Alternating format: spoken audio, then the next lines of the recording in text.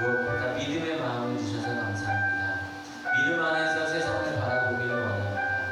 믿음 안에서 살아가길 원하고 믿음 안에서 삶의 방법들과 또 생각들, 이 모든 것들을 하나님께 맡겨드리길 원합니다. 그 안에서 행복을 누리게 하여 주시고 그 안에서 수없이 많은 고난들과 아픔들 또한 하나님의 방법으로 이겨내고 삶을 찾아갈 수 있는 하나님의 귀한 삶이 될 수 있도록 인도하옵소서. 오늘 예배를 주님께 온전히 맡겨드리고요. 감사하며 예수님의 이름으로 기도합니다. 아멘. 우리 함께 박수하시면서 찬양하겠습니다.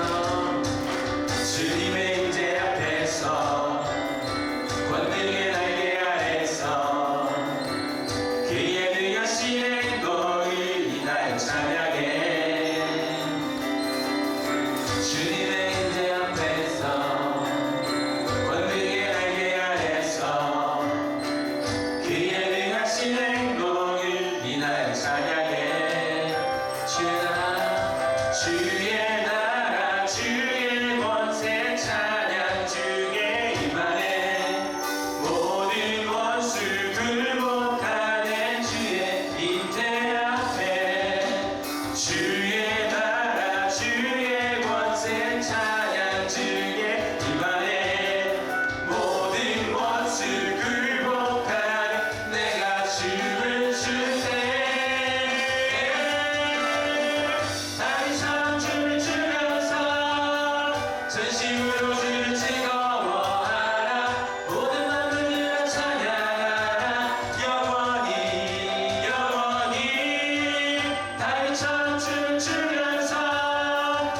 전심으로 주를 즐거워하라. 모든 만물들아 찬양하라. 영원히 영원히. 박수 박수 박수.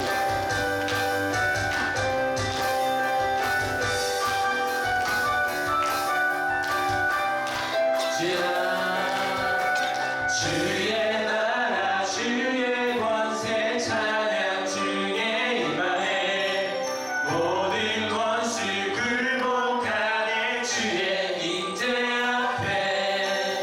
주의 나라 주의 권세 찬양 주의 임하네.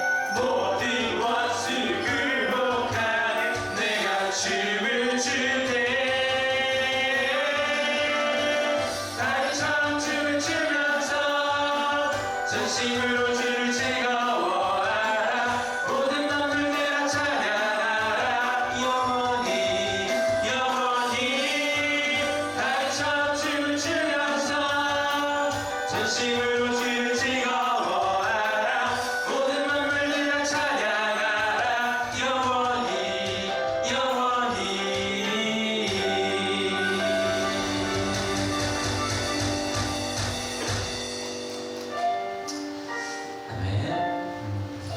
늘 이제 마지막 찬양은 항상 느린 곡으로 함께 찬양을 드리는데요.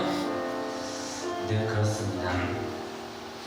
나를 돌아보게 하고 내 삶이 잘 살고 있는지, 잘 걸어가고 있는지, 이 마음이 맞는 마음인지, 그 모든 마음을 하나님께 내려놓고 함께 예배 자리 더 깊이 하나님 앞에, 하나님 마음에 나아가기를 원합니다. 함께 찬양드릴게요. 함께 고백했으면 좋겠습니다.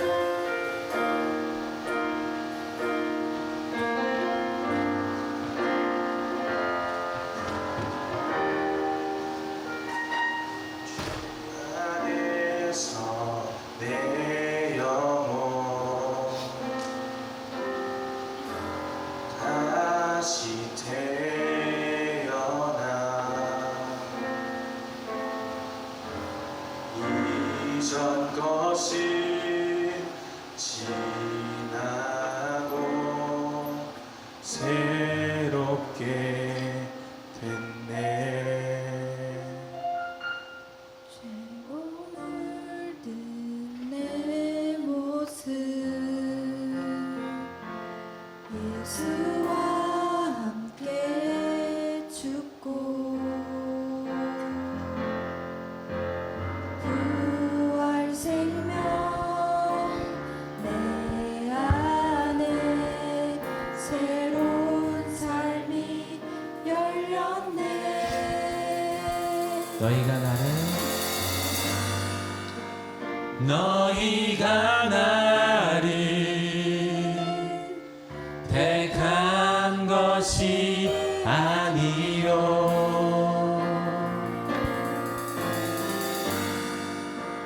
내가 너희를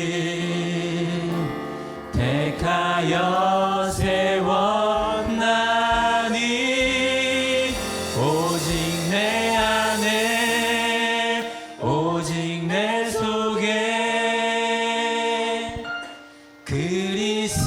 그리스도가 사네. 오직 내 삶에 오직 내 맘에 그가 주인 되셨네.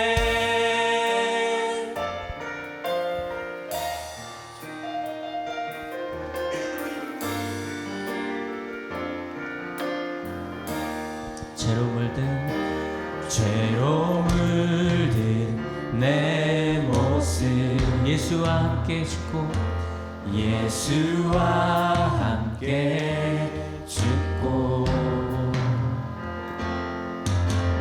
부활 생명 내 안에 새로운 삶이 열렸네.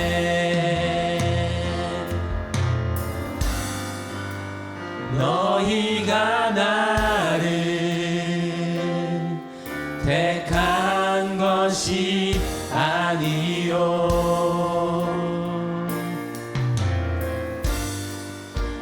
내가 너희를 택하여 세웠나니 오직 내 안에 오직 내 속에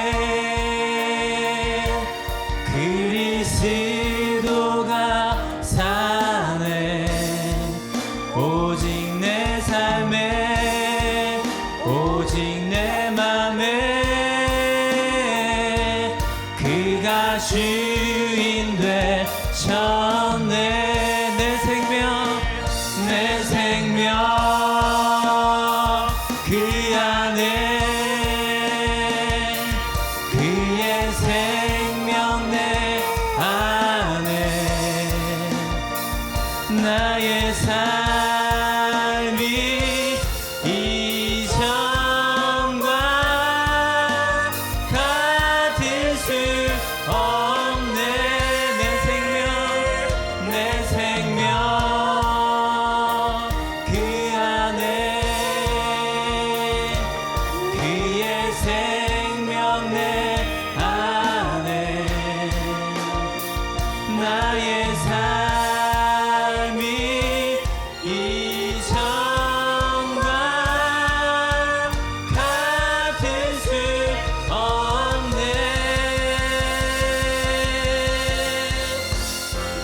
오직 내 안에 오직 내 속에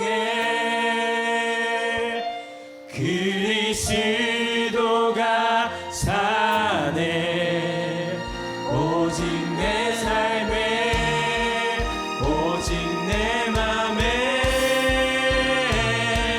그가 주인 되셨네 오직 내 안에 오직 내 속에 그리스도가 사네 오직 내 삶에 오직 내 맘에 그가 주인 되셨네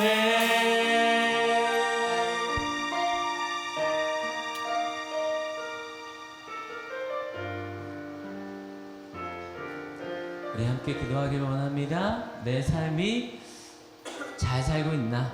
하나님 바라시는 삶으로 나아가고 있나? 그 마음을 주님께 물어가며 주님께 소리내어 마음 다해 함께 기도합시다. 다 같이 기도하겠습니다.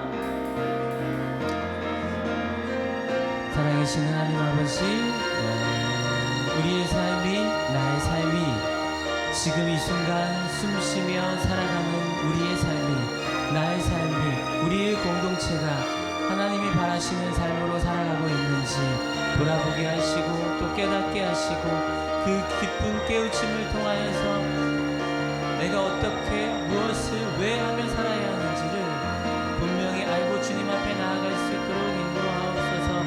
살아 숨쉬는 모든 순간순간마다 부끄럽지 않은 삶의 모양으로 나아가게 하여 주시고 모든 순간을 주님께 내려놓으며 나아가게 하옵소서. 이 시간에 우리를 대표하여서 우리 이호 집사님 기도해 주시겠습니다. 다 같이 기도드리겠습니다. 하나님 아버지, 오늘 아침 저희들 이렇게 주님 전에 나와서 서로 함께 하나님 아버지 이름을 부르고 노래하며 예배드릴 수 있도록 인도해 주셔서 감사드립니다. 저희가 주님께 나올 수 있었던 것은 저희의 공로가 아니라 오직 우리의 구원자 되시는 예수 그리스도의 보혈의 피를 힘입음을 다시금 고백하며 감사를 드립니다. 그러나 저희는 완악하고 어리석어 우리를 향한 당신의 음성을 듣지 못하고 자기 소견대로 행할 때가 많습니다. 우리의 눈과 귀를 여셔서 우리를 향하신 하나님 아버지의 뜻을 알게 하시고 그것을 실천할 수 있는 용기를 허락해 주세요. 주님, 우리는 중심을 꿰뚫어 보시는 하나님의 눈길을 생각하기보다는 사람들의 눈을 의식하며 사람들의 평가와 칭찬을 바라며 살 때가 너무도 많습니다. 돌이켜 오직 하나님의 눈 아래서 살며 생각하고 사랑할 수 있도록 도와주세요. 무엇보다 주님을 섬긴다고 하면서 다른 이들의 눈과 자기 고집을 우상으로 삼아 살고 있지는 않은지 스스로 걱정스러울 때가 너무도 많습니다. 그리하여 하나님으로부터 가장 멀리 있는 바리사이들처럼 되어가고 있는 것은 아닌지 염려가 됩니다. 그러니 오직 우리의 마음을 정결케 하시고 우리를 씻기시고 우리를 사랑과 평화의 도구로 사용해 주시기를 기도합니다. 가까이 있는 형제 자매와 더불어 화목하게 하시고 이웃을 섬기며 사랑할 수 있는 형제 자매들이 될 수 있기를 소망합니다. 오늘 이 자리에 함께 있지 못한 모든 형제 자매에게도 동일한 은총을 베풀어 주시고 어제보다 오늘, 오늘보다 내일 더 주님께 가까이 다가가는 사람들이 될 수 있게 도와주십시오. 특히 저희 공동체를 인도하시는 한올교회 목사님들과 장로님을 비롯한 리더들과 성도님 한 사람 한 사람을 기억하여 주시고 우리 공동체가 주님 안에서 더욱 견실하고 신실한 모임이 될 수 있도록 인도해 주세요. 부족하오나 이 모든 말씀을 우리 주 되신 예수님의 이름을 의지하여 기도드렸습니다. 아멘.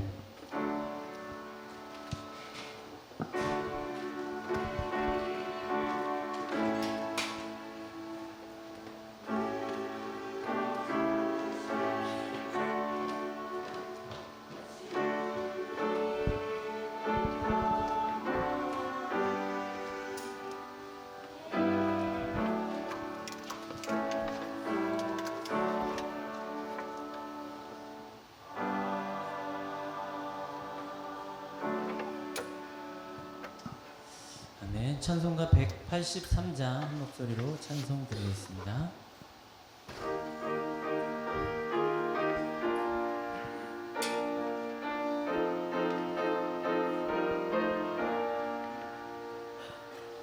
빈들의 마른 풀같이 시들은 나의 영혼 주님이 약속한 성령 간절히 기다리네 가물음에 마른 땅에 단비를 내리시되 성령의 단비를 부어 새 생명 주옵소서 한가운 빗소리 들려 산천이 춤을 추네 봄비로 내리는 성령 내게도 주옵소서 가물음에 마른 땅에 단비를 내리시되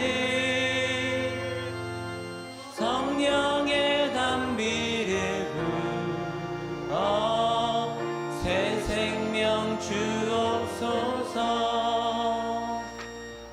절 따라 우로를 내려 조목이 무성하니 갈급한 내 심령 위에 성령을 부소서 가물음에 마른 땅에 단비를 내리시리 성령의 단비를 부어 새 생명 주옵소서 참되신 사랑의 언약 어길 수 있사오랴 오늘의 흡족한 은혜 주실 줄 믿습니다 가물음에 마른 땅에 단비를 내리시리 성령의 단비를 부어 새 생명 주옵소서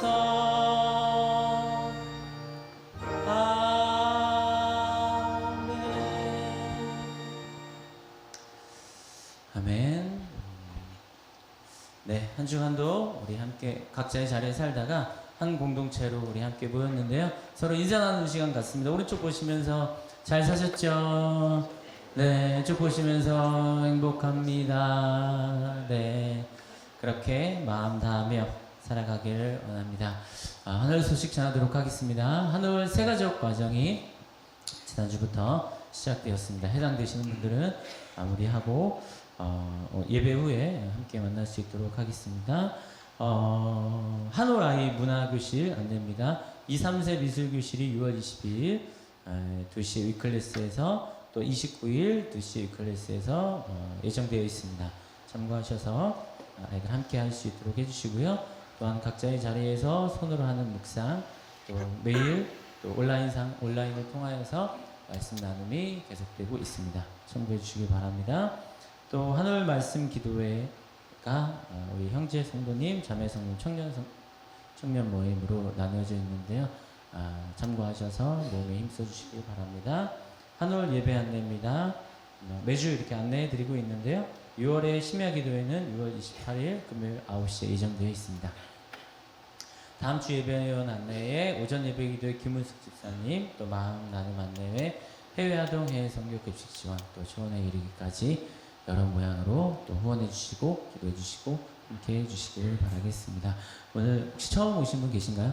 주변에 지난주에 제가 좀 빠뜨려서 오늘 없으신 것 같습니다. 네, 각자의 자리에서 열심히 살 때 하나님 더 많이 의지하시기 바랍니다. 우리 하나님께 영광의 박수, 감사의 박수 드립니다. 또 한 주가 지나서 지켜주심 속에 우리 잘 살고 있잖아요. 또 내일도 주님께 맡겨드리는 우리의 시간들, 모든 것들을, 환경들을 맡겨드리면서 열심히 살아낼 수 있기를 바랍니다. 그와 더불어서 주님께서 주실 말씀입니다. 마태복음 13장 51절 말씀 함께 봉독하겠습니다. 시작. 예수께서 제자들에게 너희가 이것들을 모두 깨달았느냐 하고 물으시니 그들이 예 하고 대답하였다. 아멘. 우리 한올 성가대에 감사 찬양 있겠습니다.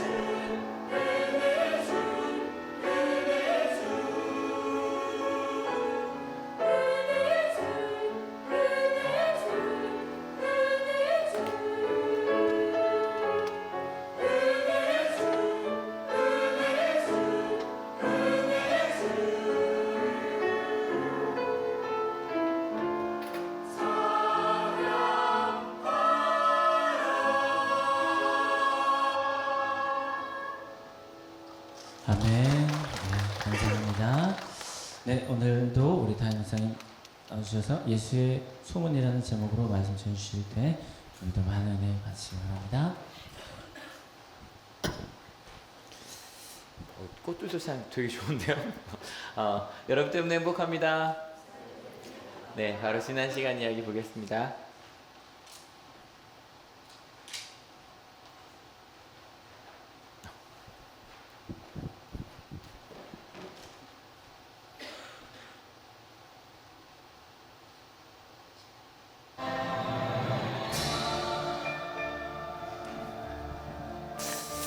네. 드디어 14장으로 넘어왔습니다. 3달 만에 3달 넘어왔고요. 실은 마태복음 혹시 전체가 몇 장인지 아시는 분 계세요? 역시 오늘 28장 딱 나오시네요. 실은 성경을 읽을 때 그 맥락을 아는 것도 되게 중요해요. 그래서 성경을 읽을 때 아마 다양하게 읽는 방법이 있어요. 통독이라는 것도 있죠. 그래서 쭉 읽어가는 거예요. 그 다음에 보통 성경 공부를 한다 그러면 그것도 뭐 자세히 보는 것 같지만 뭐 성경 공부라 그러면 이렇게 통독보다는 조금 천천히 보죠. 아마 제일 천천히 보는 것 중에 하나는 성경 묵상일 거예요. 큐티일 거예요. 저희도 보면 갈라디아서를 그죠? 실은 읽으면 한 시간 안에 다 읽을 수 있는데 그 저희가 지난달에 한 달 내내 썼잖아요. 그리고 실은 조금 이거는 꼭 저희 신학을 전공한 사람들만이 좀 더 깊이 혹시 원어도 좀 읽어보면서 하는 게 있겠죠. 그래서 보통 통독한다 그러면 빠르게는 뭐 한 5일에도 앉아서 다 읽을 수 있다고 해요. 거의 잠자는 시간 빼고 읽기만 하면 하루에 1시간 정도 읽으면 한 3달 정도 걸리고요. 보통 저희 어릴 때는 1년에 한 번은 읽자라고 얘기를 많이 했었던 것 같아요. 성경 공부 같은 경우도 뭐 일주일에 한 번 모이더라도 만약 성경 하나를 한다 그러면 사실 꽤 길게 보겠죠. 통독보다는 좀 더 걸릴 거고요. 성경 묵상으로 진짜 성경을 전체를 읽는 거는 몇 년이 걸릴지 몰라요. 이건 진짜 몇 년이 걸릴지 몰라요. 왜냐면 하루에 몇 절씩만 보니까.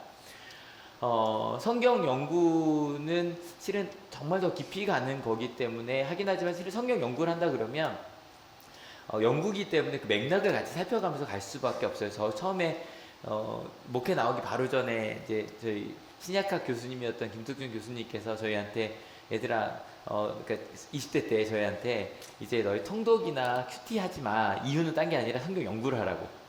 더 깊이 실은 그 의미를 찾아보라고 이야기를 해주셨어요. 그래서 실은 이 성경 연구를 제외하고 나머지를 볼 때 실은 맥락을 잡는 게 그렇게 쉽지가 않아요.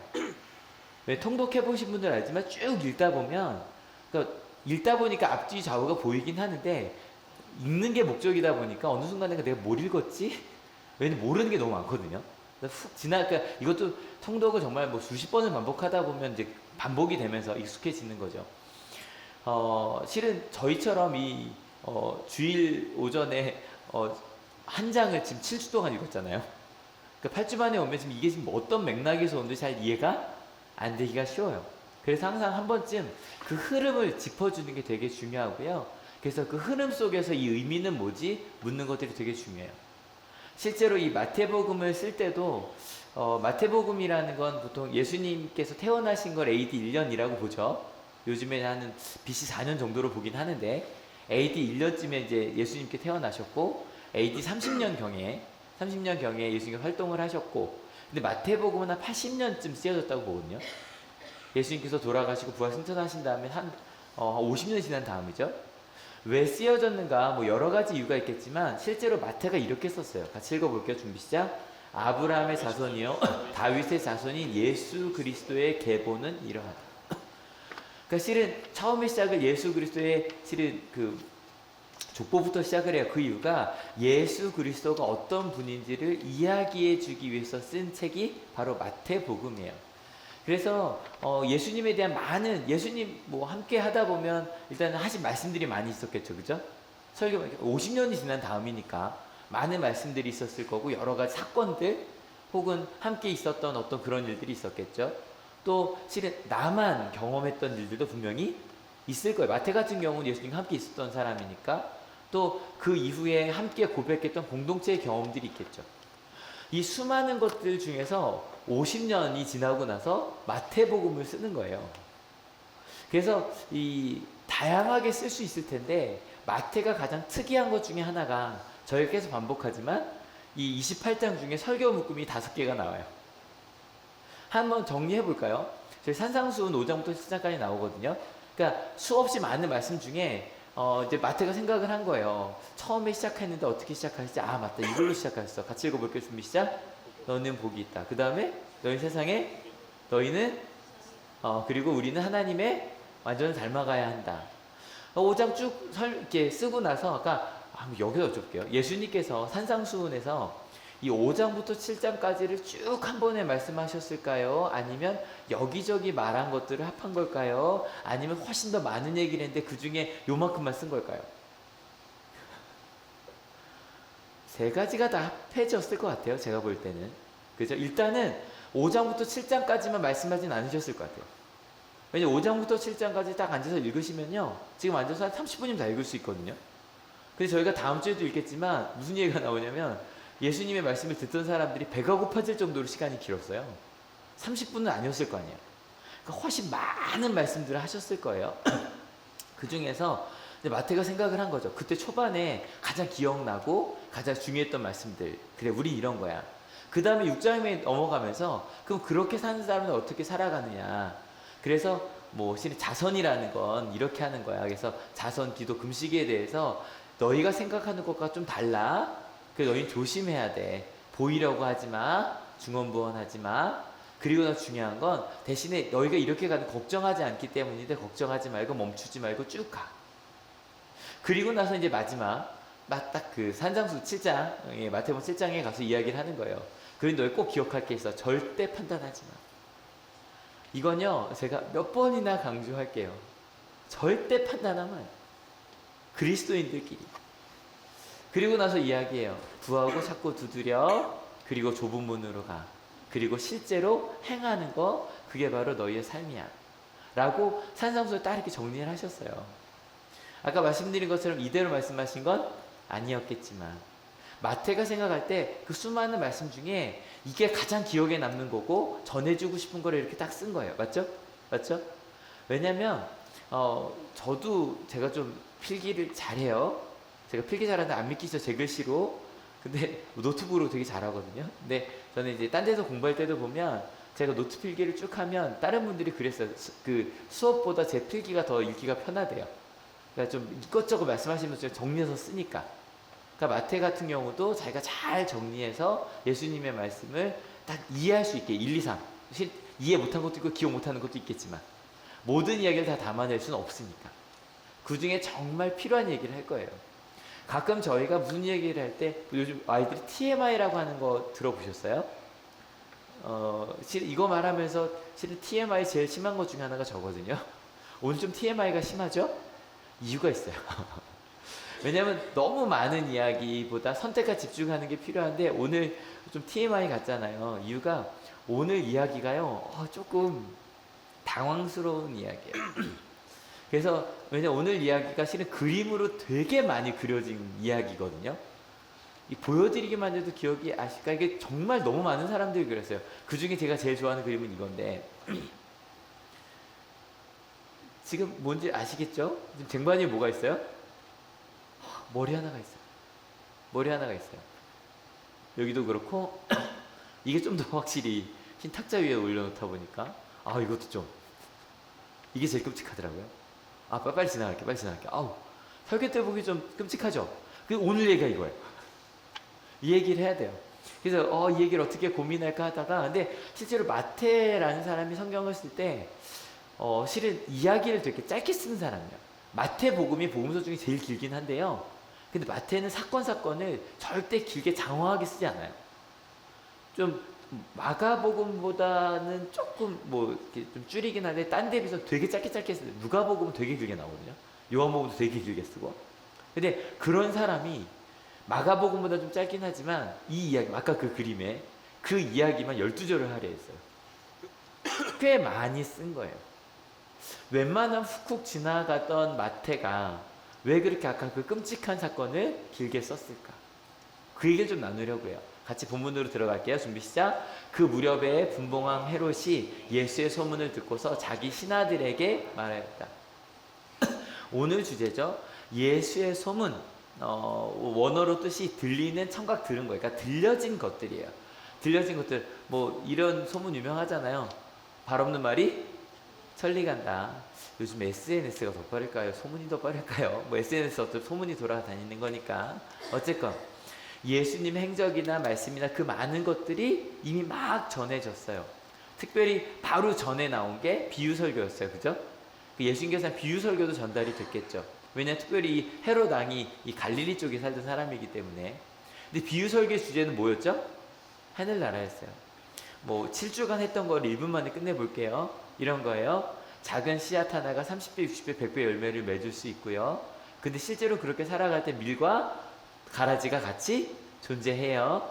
그럼에도 불구하고 겨자씨와 누룩처럼 그 작은 것이 큰 영향력을 끼치며 하나님 나라를 만들어내고요.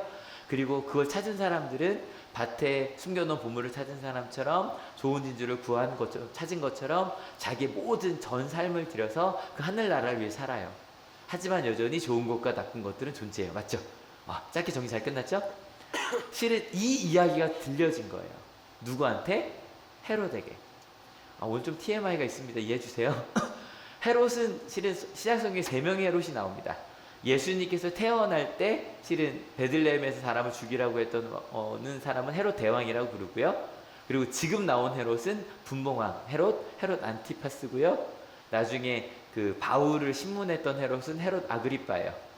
아빠, 아들, 손자 이렇게 가긴 하는데 이렇게 분봉왕이라고 나왔던 이유가 뭐냐면 헤롯의 아내가 10명입니다. 헤롯 대왕에 10명이고 자녀가 되게 많았고요. 엄청 싸웠고요. 그 중에 나중에 자기가 죽고 나서 4개로 나눠줬기 때문에 분봉, 이제 소왕이라고 부르죠. 그 소왕이 바로 실은 예수님을 나중에 십자가 사건 때도 만났던 사람 바로 이 헤롯 안티파스 분봉왕 헤롯입니다. 이 사람에게 예수의 소문이 들렸습니다. 아까 말했던 그 하늘나라에 대한 소문이 들렸습니다. 근데 이 헤롯 안티파스, 헤롯 왕이라고 할게요. 헤롯의 반응이 아주 이상합니다. 같이 읽어볼게요. 준비 시작. 이 사람은 세례자 요한이다. 그가 죽은 사람들 가운데서 살아났다.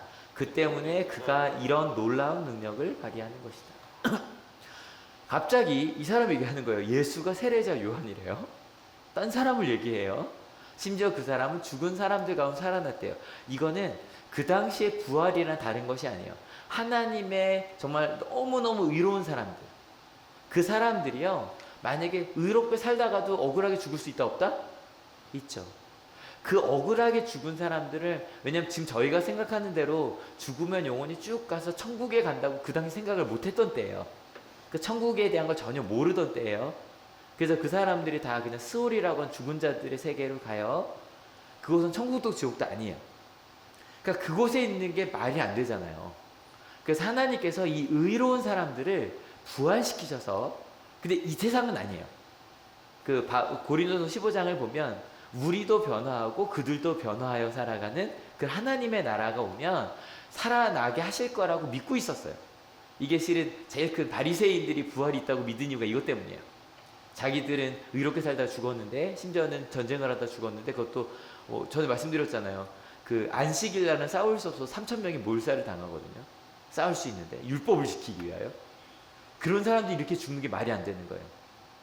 그 사람들이 부활할 수 있다고 믿었어요. 이해가 되시죠? 그러니까 이 세례자 요한은, 그러니까 여기 보니까 2가지 사실이 나와요. 세례자 요한이 살아났다는 건 이미 세례자 요한이 죽었다는 얘기예요. 두 번째, 지금 헤롯 왕은 세례자 요한을 누구라고 생각하고 있어요? 의로운 사람이라고 생각하고 있는 거예요. 맞죠? 그래서 다시 살아날 수 있다고 믿고 있는 거예요. 그러면 여기까지 꼭 기억해 주세요. 헤롯은 요한이 죽었고 그 죽은 요한이 살아날 만큼 의로운 사람이라고 믿었다는 거예요. 여러분, 우리가 하늘나라를 이야기할 때 특별히 세례자 요한이 제일 많이 얘기한 것 중 하나가 회개하여라 하나님 나라 가까워 왔다였거든요. 그 하나님의 나라를 이야기할 때 회개 하나님 나라 가까워 이 얘기 누구도 하셨죠? 예수님도 하셨어요. 그리고 바로 우리 비유설교 7개의 주제가 뭐였죠? 하늘나라였어요. 그 이야기를 듣고 나니까 이거 세례자 요한이 제일 많이 하던 얘기거든요. 그래서 똑같은 얘기를 저 사람도 하는구나, 혹은 저 사람은 부활한 게 아닐까라고 생각을 한 거예요. 그럼 요한이 어떻게 죽었는가? 아까 그 그림이 잠깐 나와 있었거든요. 그 이야기를 좀 더 읽어보도록 합시다. 준비 시작. 헤롯은 일찍이 자기 동생 빌립의 아내 헤로디아의 일 때문에 요한을 붙잡아다가 묶어서 감옥에 가둔 일이 있었다. 근데 좀 이상하죠. 아까 분명히 헤롯은 세례자 요한을 어떤 사람이라고? 의로운 사람이라고 생각했어요. 그죠? 그런데 문제는 헤롯이 자기 동생의 아내를 뺏었어요. 이게 정확히 왜 그랬는지는 잘 알 수가 없어요. 이것 때문에 굉장히 많은 소설들이 나왔습니다. 왜냐하면 이 헤로디아의 딸이 살로메고요. 그래서 거기에 영화도 나오고 되게 많이 나온 게 실은 이 이야기 때문이에요. 아무튼 근데 거기에 대해서 헤롯은 분명 그러니까 얘기하는 거예요. 세례자 요한은 동생이 살아 있었거든요. 살아 있는 동생이 힘이 세다고. 왜냐 그 동생은 왕이 못 됐으니까. 힘이 세다고 아내를 뺏은 건 옳지 않습니다. 근데 여러분 생각해 보면 그 당시에 로마에서는 권력을 가진 사람들은 그런 일을 했다 안 했다? 했다. 로마에서만? 실은 지금도 그죠? 지금도 100년 전만 해도 힘이 있으면 마음대로 뺏었단 말이에요. 근데 세례자 요한 얘기하는 거예요. 최소한 하나님의 백성은 그러면 안 된다는 거예요. 이해가 되시죠? 그러니까 이 헤롯 왕은 야 난 헤롯 왕인데 우리 아빠는 10명이나 있었는데 아내가 내가 저거 하나 뺏는다고 그게 문제가 된다고? 내 동생 건데? 내 건데? 이런 생각을 그 사람 하고 있었던 거예요. 근데 얘기하는 거죠. 왜냐하면 우리의 주인은 당신이 아니라 누구시니까? 하나님이시니까. 당신은 그렇게 행동하면 안 된다는 거예요. 여러분 이게 되게 놀라운 점이에요. 다윗이 하나님을 로드라고 불러요. 나의 하나님, 나의 하나님, 나의 주님이라고 불러요. 원래 그 에로알디, 큐리어스 그 단어 아도나이라는 단어 자체는 왕한테 하는 거거든요. 근데 다윗부터 신앙인들의 전통이에요. 우리의 왕은 하나님이십니다. 그러니까 세상에 어디로 가든 우리 하나님의 뜻대로 가야만 합니다. 게다가 이 세례자 요한이 눈치도 없어요. 같이 읽어볼게요. 준비 시작. 그것은 요한이 헤롯에게 그 여자를 차지하는 것은 옳지 않습니다라고 여러 차례 말하였기 때문입니다.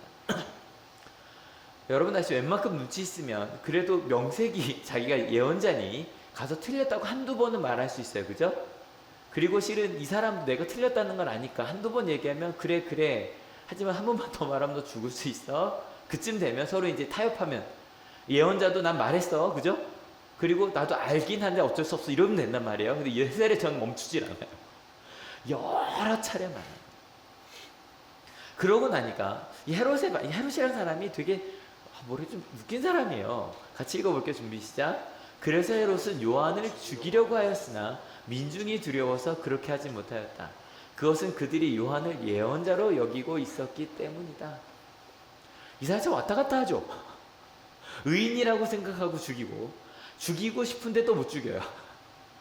그러니까 재밌는 사람이에요. 근데 여러분 이럴 때 정치인은 충분히 이럴 수 있죠. 정치인은. 근데 이럴 때 중요한 게 있어요. 나는 죽이고 싶어요. 마음에 안 들어요. 무섭기도 하지만 이럴 때 뭐가 필요해요? 누군가가 가서요. 옆구리를 쿡 한번 찔러주면 돼요. 그 여건을 좀 만들어주면 돼요. 그래서 사극이나 그런 데도 보면 나쁜 일인데 왕의 의중을 읽고 나쁜 일을 하게 하는 사람들이 나와요. 그리고 나서 왕이 어떻게 하냐면 잘못했다 그러고 잠깐 유배 보냈다가 1년 만에 돌아와서 엄청난 일을 시키죠. 그러니까 그런 사람들이 있어요. 옆구리를 찔러주는 그런 일을 누가 하냐면 좀 길죠. 같이 읽어볼게요. 준비 시작. 그런데 마침 헤롯의 생일에 헤로디아의 딸이 손님들 앞에서 춤을 추어서 헤롯을 즐겁게 해주었다. 그리하여 헤롯은 그 소녀에게 청하는 것은 무엇이든지 주겠다고 맹세로서 약속하였다. 소녀는 자기 어머니가 시키는 대로 말하였다. 세례자 요한의 머리를 쟁반에 담아서 이리로 가져다 주십시오. 어후, 끔찍하죠. 근데 헤로디아가 헤롯의 실은 옆구리를 쿡 찍어준 거예요. 머리 올려준다고 하죠. 여러분 이런 일이 재판 없이 가능할까? 가능해요. 몇십 년 전에도 몇 년 전에도 한국에서도 그리고 실은 지금 전 세계에 있는 많은 나라에서도 이루어져요. 참 두려운 일이죠. 더 읽어볼게요. 준비 시작.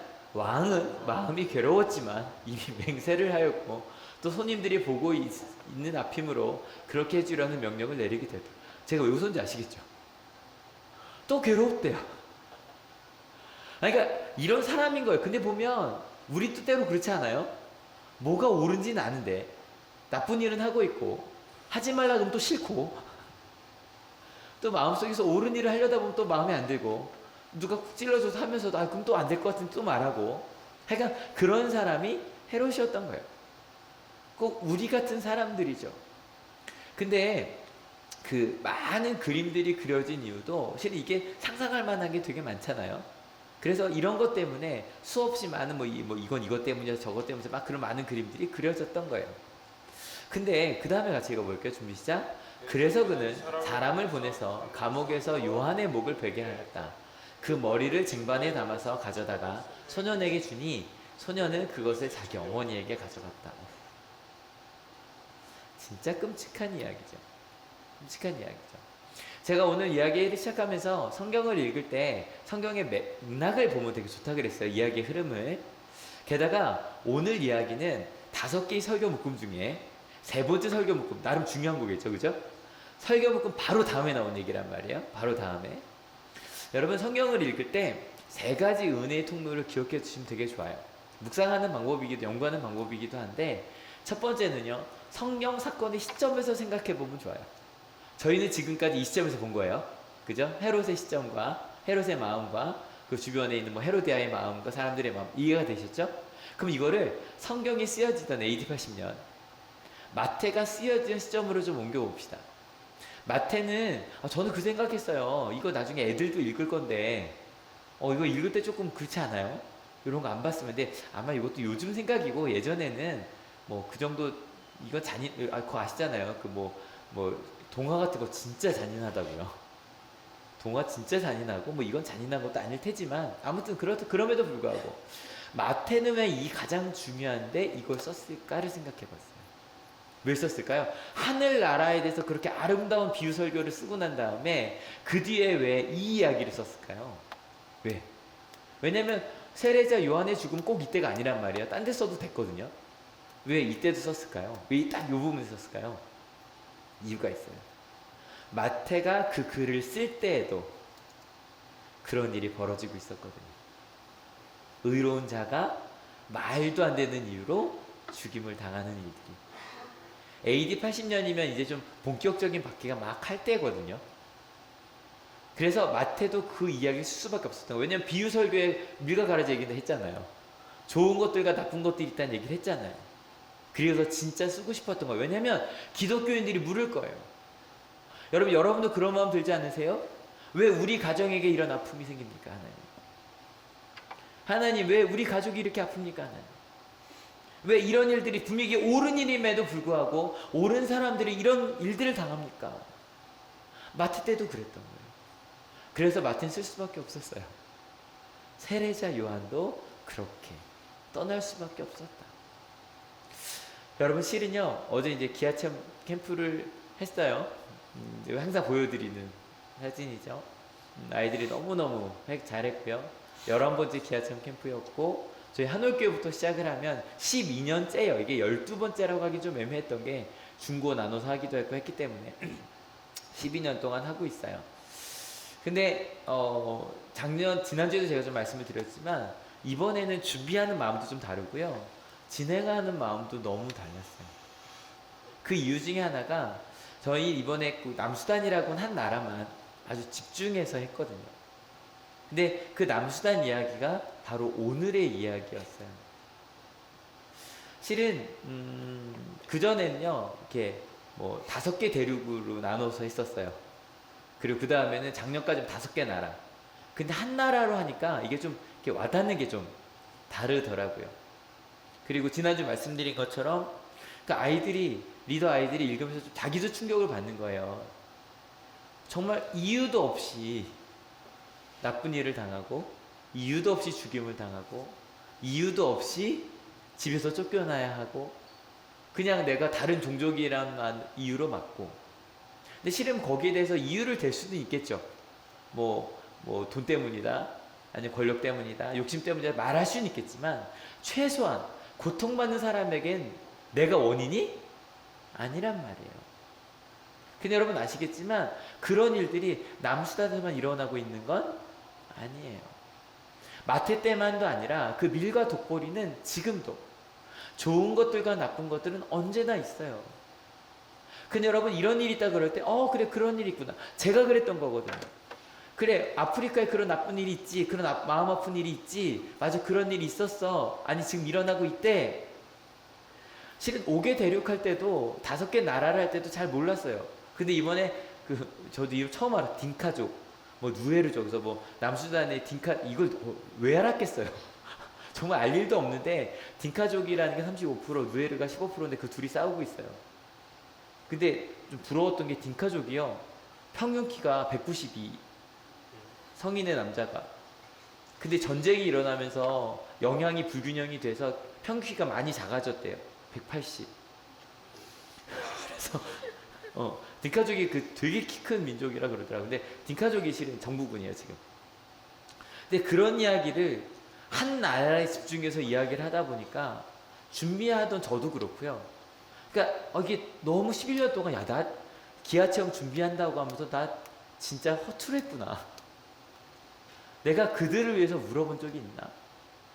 막 리더들은 막 울기도 하고 막 이랬는데 제가 준비하고 그래 마음 아프다 정도였지 정말 내가 그들을 위해 울어본 적이 있나? 정말 그게 내일이라고 생각해 본 적이 있나? 아이들한테 이렇게 했더니요 요거 이제 그 전날 리허설 할 때인데 처음에 막 그냥 윙 울리고 막 여기는 남이초입니다 막 이런 걸 하거든요. 근데 아이들한테 작년에 그런 걸 시켰어요. 갑자기 윙 울리면 갑자기 뭐 소리 지르고 막 이렇게 막 붕대감을 하고 막. 근데 갑자기 올해 애들이 아까 그 딩카족 누에르족으로 다 나눠놨거든요. 그 지들끼리 얘기를 하다가 목사님 이거요 진짜로 반란이 일어난 것처럼 하면 안 돼요? 근데 전 좋죠 하라고. 근데 이게 리허설 할 때 모습이에요.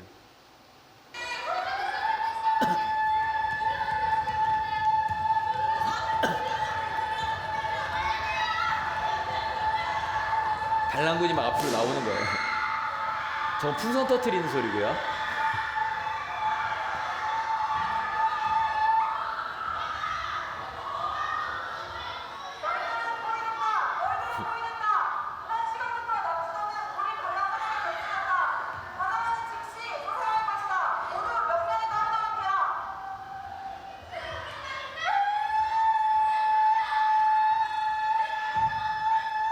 누가 소리 지르는 거 들리세요?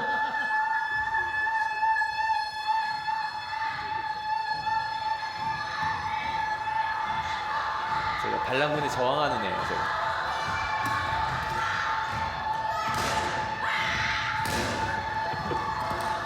총 맞아 죽었어요.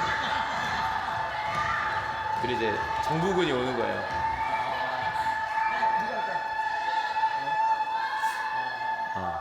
이런 걸 자기들이 짜서 하는 거예요. 하면서 자기들끼리 진짜 내가 그 사람들이 된 것처럼. 그리고 내가 이 사람들을 압제했고 서로 싸우고 있고.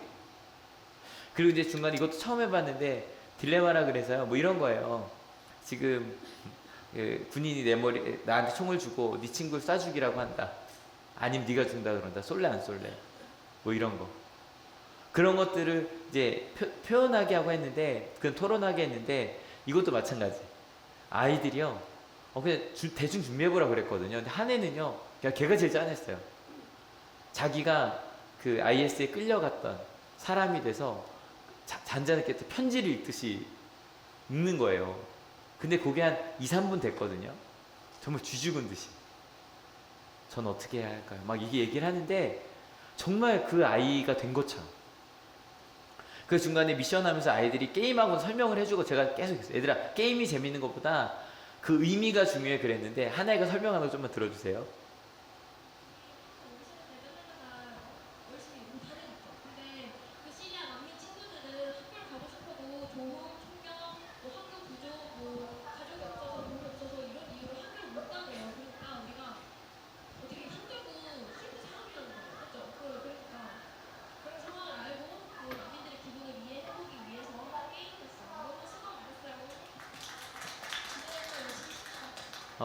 실은 되게 배고팠어요.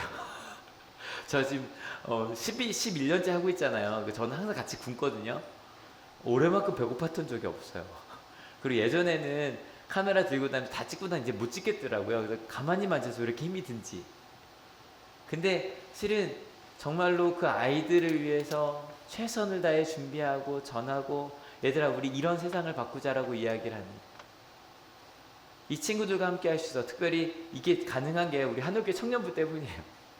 금요일부터 와서 준비하고 그 다음날도 다 준비해주고 박수 한번 쳐주세요. 우리. 게다가 또 우리 이소영 권사님께서 초원의 담당이셔서 전반적으로 모으는 걸 다 해주셨거든요. 실은요, 봐요. 그런 일이 있었어가 아니라 나의 이야기로. 저희 지난주에 말씀드렸죠. 마태란 사람이, 모든 사람이 그 비유를 다 들었을 거예요. 근데 마태는요, 그 비유를 내 마음에 품었어요. 그리고 50년을 살았어요. 그리고 나서 하나님 나라가 뭔지 쓰려고 할 때 자기가 50년 전에 들었던 그 비유 중에 7개를 뽑아서 해석까지 써가면서, 왜? 그는 그렇게 살았으니까. 그렇게 마태복음 13장을 2000년이 지난 저희한테 전해준 거예요. 여러분, 마태가 기록한 이유? 아까 말씀드렸죠? 그 하늘나라의 비유를 이야기하고 나서 너희 가운데 그 세례자 요한의 죽음과 같은 일들이 우리 가운데 있거든. 제가 그러고 나서 오늘 말씀을 준비를 하는데 그 생각을 해본 적이 있는 거예요. 여러분, 혹시 세례자 요한의 죽음을 읽으면서 눈물을 흘려본 적 있으세요? 어떻게 세례자 요한이 죽었대? 어떻게? 실은요, 우리는 그런 마음을 갖지 않아요. 남 이야기니까. 근데 여러분, 마태 때는요, 세례자 요한의 제자들이 예수님의 제자가 되었거든요. 그들 중에 세례자 요한의 죽음만 이야기해 눈물을 흘린 사람들이 있었을 거예요. 그리고 그만이 아니라 세례자 요한의 제자가 안 되었더라도 세례자 요한을 우리 민족의 스승이라고 다 생각하고 있었거든요. 그래, 맞아. 그런 사람의 죽음이 우리 가운데 있었어. 그 제자들만이 아니라 모든 사람들이. 그리고 나서 이 글을 하나를 딱 써요. 같이 읽어볼게요. 준비 시작. 요한의 제자들이 와서 그 시체를 거두어다가 장사 지내고 나서 예수께 가서 알려드렸다. 이걸 왜 쓴 걸까요? 왜 세례 요한의 제자들이 스승의 신을 안장하자마자 예수님을 왜 찾아간 걸까요? 이유는 딴 게 아니에요. 만약에 예수님 시대로 간다면 세례자 요한의 제자들이 예수님, 세례자 요한의 죽음이 이렇게 끝나지 않게 하여 주십시오.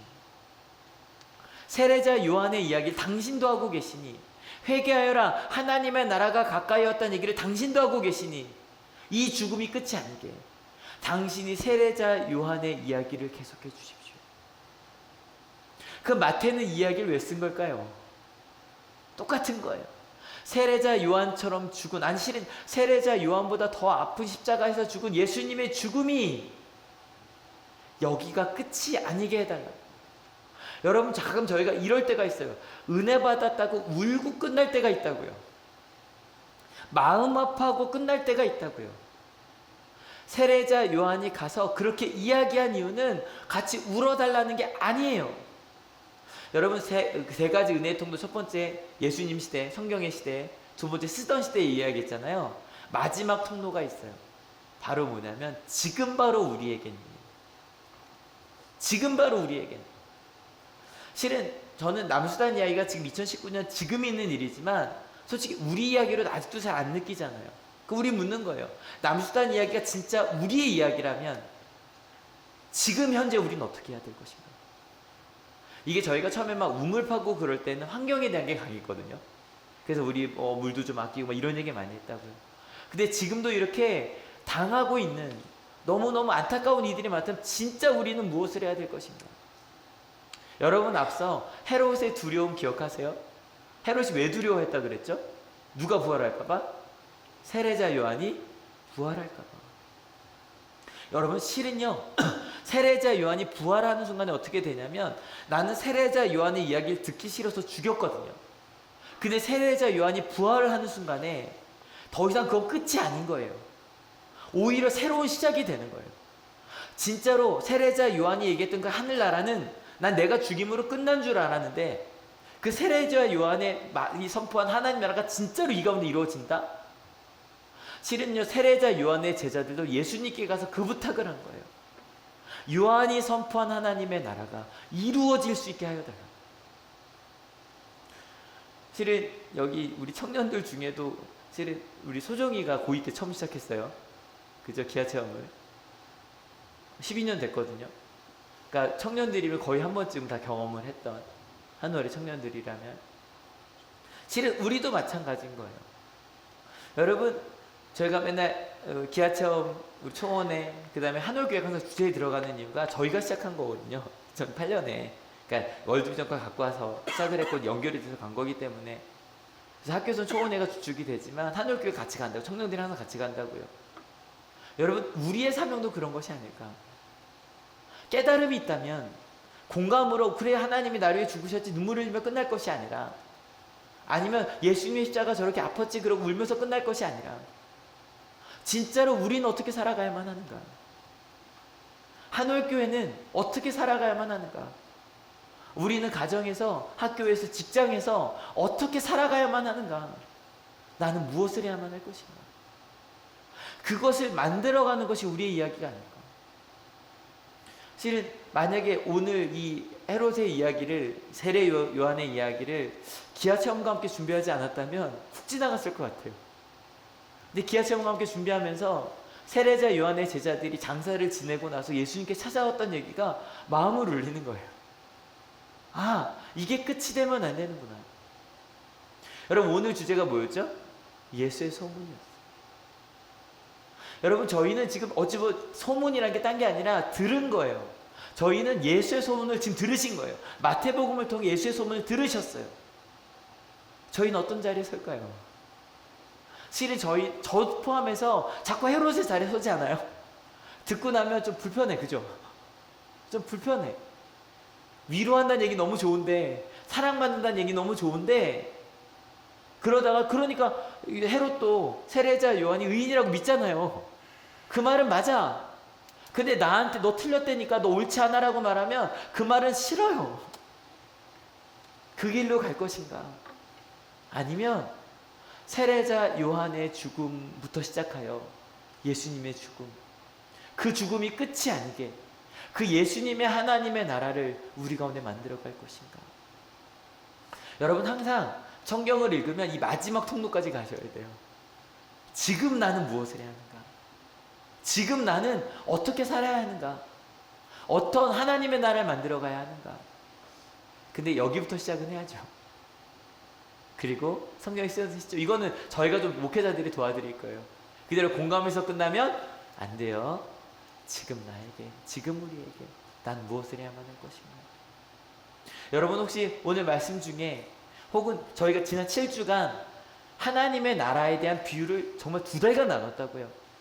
그 이야기 중에 여러분의 마음을 울리신 것이 있다면 우리 오늘 물어봅시다. 우리는 어떻게 해야 할까? 기아체험을 한 우리는 어떻게 해야 될까? 하나님의 나라 어떻게 만들어가야 할까? 내가 있는 공동체에서 어떻게 사랑하라며 살아가야 될까? 근데 이렇게 여쭤봤더니 되게 부담되는 표정이시거든요, 다들. 되게 부담되는 표정이세요. 그래서 실은 지난주부터 무슨 주일이죠? 성령 가인님 주일이에요. 예, 우리의 지혜로 할 수는 없겠지요. 그래서 다음 주부터 성령 하나님에 대한 설교로 넘어가서 같이 가보려고 해요. 여러분, 성령 하나님과 함께 주시는 말씀대로 살아가는 저희들이 되길 원합니다. 예, 꽃들도 같이 찬양하려고 해요. 지난주에 말씀드린 것처럼 이 찬양 자체가 그런 걸 꿈꾸는 찬양이에요. 가사 한번 같이 읽어주실래요? 준비 시작. 이곳에 생명샘 솟아나 눈물 골짝 지나갈 때. 여러분, 이번 주에도 이 눈물 골짝이 손으로 쓴 데 있었는데 시편에 저 너무 은혜 받았거든요. 근데 눈물 골짝을 지나가는데 어떻게 된다? 머자나 열매 맺히고 웃음소리 넘쳐나리라. 꽃들도 구름도 바람도 넓은 바다도 찬양하라 찬양하라 예수를 하늘을 울리며 노래나 영혼아 은혜의 주 은혜의 주 은혜의 주. 여러분, 2019년 6월 16일 여러분 무엇을 꿈꾸고 계십니까? 하나님께서 보여주신 그 비전을 바라보고 무엇을 꿈꾸며 우린 걸어갑니까? 우는 것부터 필요할 것 같아요. 하나님 앞에 내가 죄인임을 바라보고 우는 거, 그리고 하나님 앞에 내가 온전히 서지 못하면 우는 거. 근데 울고 끝나면 안 되니까요. 저희가 자꾸 울고 끝났어요. 맞죠? 수련회 가서 울었다고 은혜 받았다고 끝났다고요. 근데 하나님께서 원하시는 건 세례 요한의 하나님의 나라, 예수님의 하나님의 나라, 그 하나님의 나라 이 땅에 이루는 거예요. 그리고 저희는요, 그 하나님의 나라를 믿는 사람들이에요. 믿으십니까? 여러분에게 주신 그 하나님의 나라 함께 그리며 찬양합시다.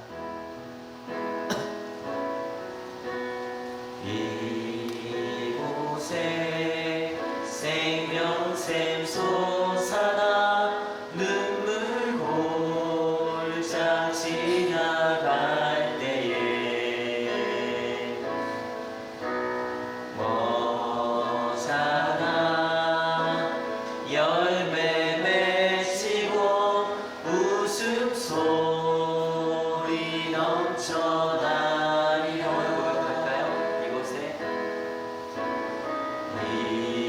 이곳에 지금 우리의 마음에 우리 교회에 눈물 골짝 지나갈 때 솟아오른 생명생 때문에 머잖아 열매 맺히고 웃음소리 넘쳐나리라. 꽃들도 구름도 바람도 넓은 바다도 찬양하라 찬양하라 예수를. 하늘을 울리며 노래해 나의 영혼아. 은혜의 주 은혜의 주 목소리 벌써 찬양할게요. 그날에 하늘이 열리고 우는 이가 보게 되리라.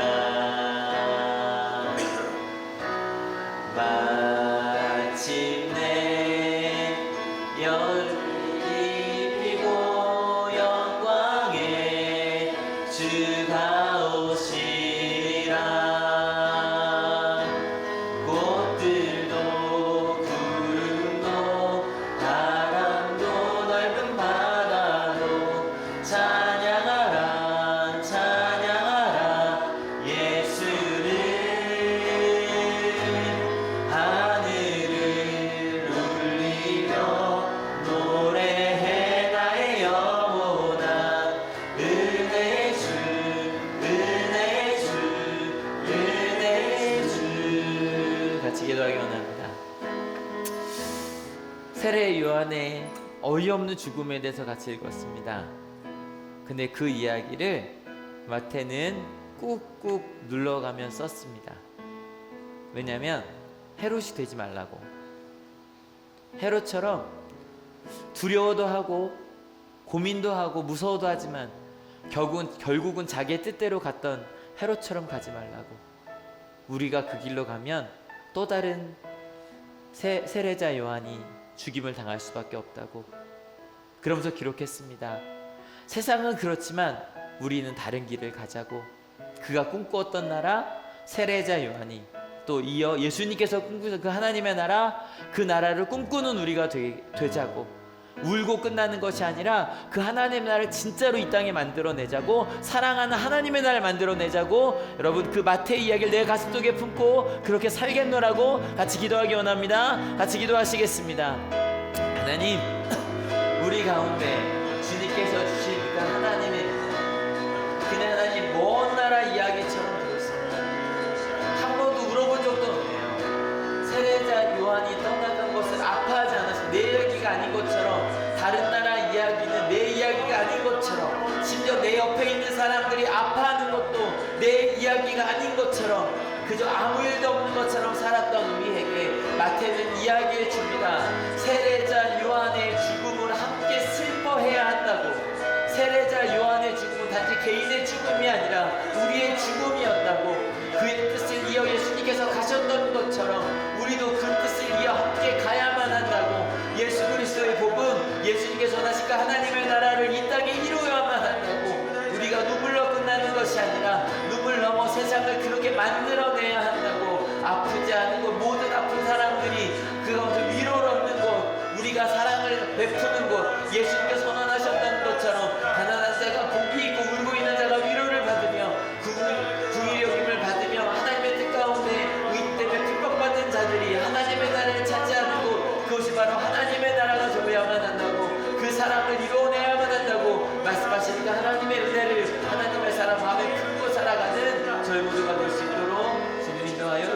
앞에서 주님, 한 번도 세례자 요한의 죽음을 아파한 적이 없었습니다. 한 번도 내 주변에 아파하는 이들의 아픔을 그냥 그랬구나, 힘들겠다 그러고 지나갔지. 그 이야기를 알게 하신 것이 혹시 하나님께서 우리에게 사랑을 나누라고 주신 하나님의 사인이라고 생각하지 않고 지나갔었습니다. 기아 체험을 11년 동안 진행하면서도 정말 그들을 위해 울어본 적이 있는가?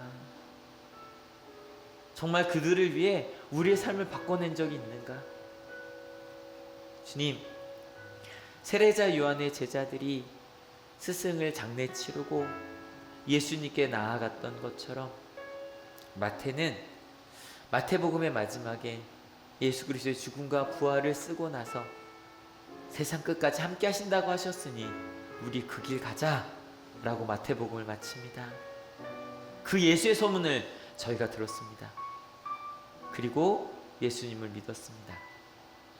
그래서 이제는 그곳에서 멈추지 않으려고 합니다. 예수님께서 꿈꾸셨던 하나님의 나라, 오늘부터 돌아가서 내 가정 속에서, 우리 교회 속에서, 우리 학교 속에서, 우리 직장 속에서, 이 사회 속에서 아파하는 이들, 세례자 요한처럼 오름에도 불구하고 핍박을 받는 이들, 그리고 무엇보다 하나님의 사랑이 필요한 이들, 그들을 위해 우리가 어떤 하나님의 나라를 만들어 가야 될지 물으며 가겠습니다. 그리고 주님께서 말씀하신다면 헤롯처럼 그저 고민하고 지나가는 것이 아니라, 괴로워하고 지나가는 것이 아니라 마태처럼 만들어내겠습니다. 근데 주님, 저에게 아직 지혜가 없네요. 주의 성령을 저에게 보내주시옵소서. 주님의 성령을 보내주셔서, 약속하신 성령을 보내주셔서 그 주님의 성령의 음성에 귀 기울이게 하셔서 성령께서 이끄시는 대로, 주님께서 내 마음속에 이끄시는 대로 그 하나님의 나라 함께 만들어내는 저희들이 되게 하여 주시옵소서. 특별히 어제 하루 종일 굶으며, 또 어떤 친구들 한 달 동안 최선을 다하여 남수단에 아파하는 어린 아이들을 위해 노력한 한올의 아들, 딸들을 주님 기억하여 주시옵소서. 하루의 경험으로 끝나지 않게 하시고 그들이 평생 하나님의 사랑을 나누기 위하여 살아가는 이들이 되게 하실 줄로 믿습니다. 삶의 방향을 바꾸게 하실 줄로 믿습니다. 하나님, 그렇게 우리에게 주신 사랑을 이제 같이 울며 웃으며 꿈꾸며 질문하며 연구하며 공부하며 함께 만들어가겠다고 결단하는 하나님의 귀한 하나님의 사람들 머리 위에 예수 그리스도의 사랑과 하나님의 은혜와 성령 하나님의 인도하심이 지금으로부터 영원토록 함께하옵시기를 간절히 축원하옵나이다. 아멘. 네, 하나님께 감사의 박수 같이 드립니다. 아멘. 네, 모두 자리에서 일어서셔서요, 같이 찬양합시다.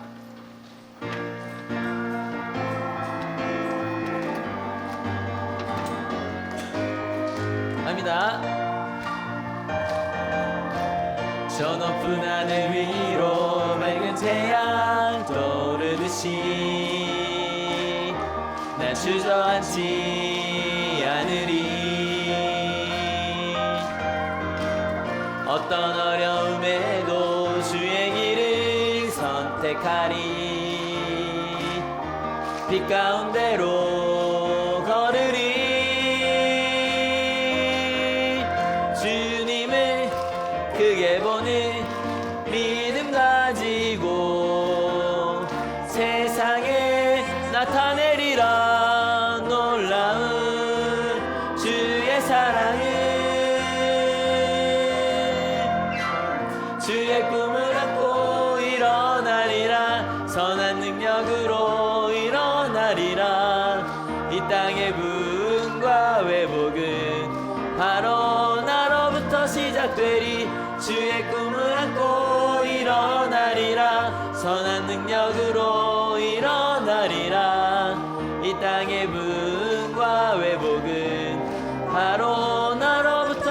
되리.